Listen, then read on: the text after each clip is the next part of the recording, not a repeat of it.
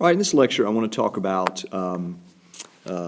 progressivism in cities and states, the local and state level progressive efforts before we move on to the national level.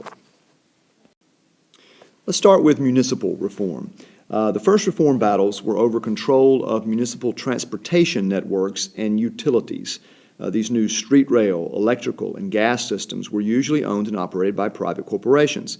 These corporations used their monopoly position to charge outrageous rates, and they often won that power by bribing city officials who belonged to political machines. The reformers' attack on private utilities and their protectors in city government gained momentum in the 1890s. In Detroit, there was a guy named Mayor Hazen S. Pingree, won control of the gas, trolley, and telephone companies. In Chicago, in 1896 and 97, middle-class reformers ousted a corrupt council and elected Mayor Carter Harrison, Jr., who promised to protect streetcar riders from exploitation. In St. Louis, in 1900, middle-class consumers and small businessmen joined with striking workers to challenge the streetcar trust. In Cleveland, crusading reformer Tom Johnson was elected mayor in 1901 and curbed the power of streetcar companies and implemented honest and efficient government. Occasionally, people like Johnson would rise to power through traditional parties and traditional party machines, but this was very difficult because the main parties were controlled by the corrupt machines and liked the status quo. Consequently, progressives sought reforms that would strip the parties of power. Two of their favorite reforms were the city commission and the city manager forms of government. The city commission plan originated in Galveston, Texas. In 1900, Galveston, Texas, on the Gulf of Mexico coast, had just an incredible hurricane. It was the deadliest hurricane in U.S. history and second most costly after Katrina. It was so devastating, and the city council was not believed capable of rebuilding, and so the council was replaced by a commission.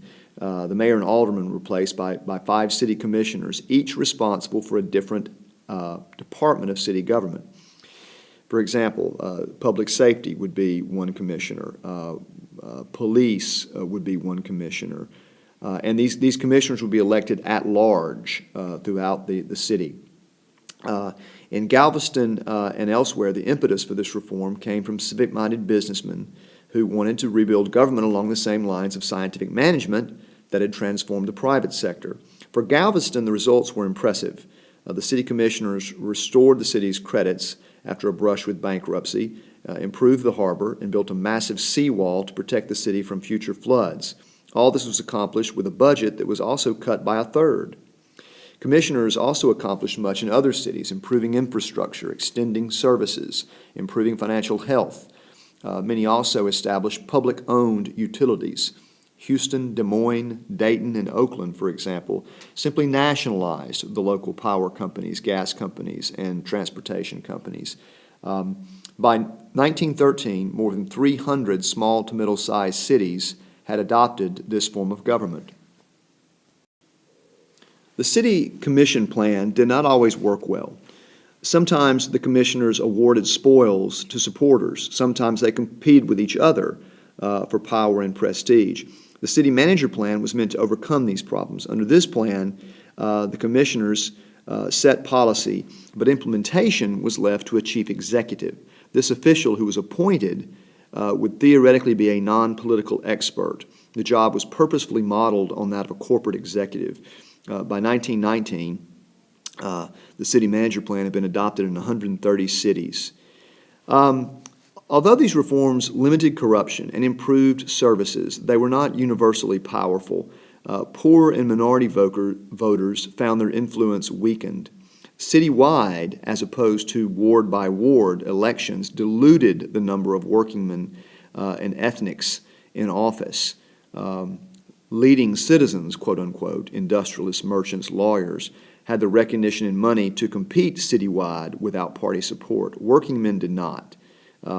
So progressive political reforms therefore had the effect of reducing the influence of radicals, minorities, and the poor.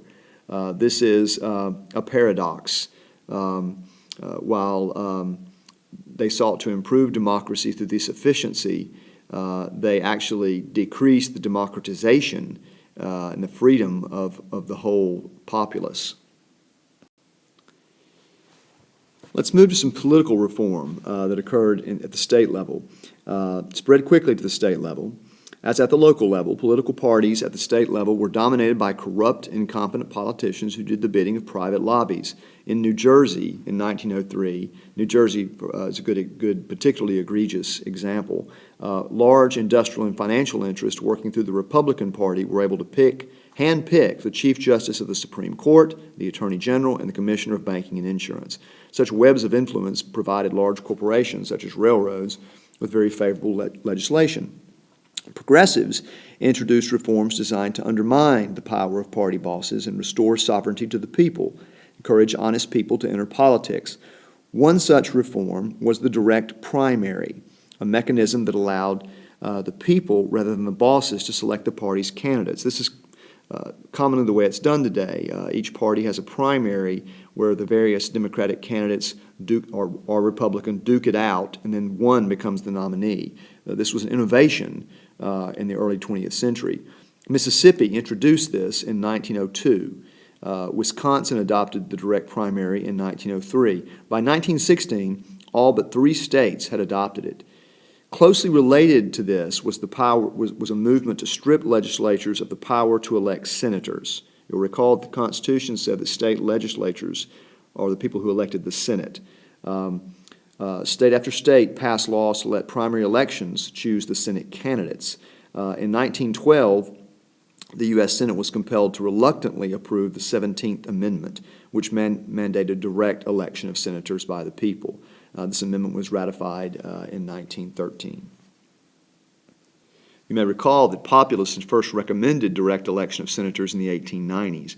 They also proposed the initiative and referendum, both of which were adopted first by Oregon in 1902 and then by 18 other states between 1902 and 1915. This is where, if you get enough names on a resume, you can put a referendum, a law, actually in an election, so the people can not only elect legislatures, they can actually legislate. Less popular was the recall, a device allowing voters to recall popular servants who had betrayed the people's trust. These are both popular now, particularly in states out west. These reforms did not eliminate the influence of private lobbies, but they did make politics more honest and strengthen the power of ordinary voters. Progressives focused as well on creating a responsible electorate that resisted efforts to manipulate elections. Progressives therefore wanted citizens deemed virtuous to be able to cast their votes free of coercion or intimidation. Reformers also sought to disenfranchise all citizens deemed irresponsible and corruptible. In pursuing these goals, progressives substantially altered the composition of the electorate and strengthened government regulation of voting. The results were contradictory. Progressives got the right to vote for women, but also barred large numbers of minority and poor voters from the polls. These efforts to restrict and make sure voting was not corrupt did actually disenfranchise people. 2 different particular initiatives. One was the secret ballot, or also known as the Australian ballot. It originated in Australia in the 1850s. Government regulation of voting had begun in the 1890s when almost every state adopted this Australian ballot. This required the government, rather than the parties, to print the ballots and supervise the voting. Believe it or not, before this, the parties printed the ballots and supervised the voting. And they would only list their candidates. They then mobilized their voters by offering liquor, free meals, and bribes to entice voters to the polls. The Australian ballot solved the problems created by this situation. The other technique were personal registration laws. Progressives supported personal registration laws that almost every state passed between 1890 and 1920. This allowed voters to vote only after they had appeared at a government office with proper ID. Frequently, these laws also mandated a certain period of residence prior to registration and a certain interval between registration and actual voting. Personal registration laws were meant to disenfranchise citizens who showed no interest in voting until Election Day arrived with a party worker and with a few dollars and a ride to the polls. Was this fair?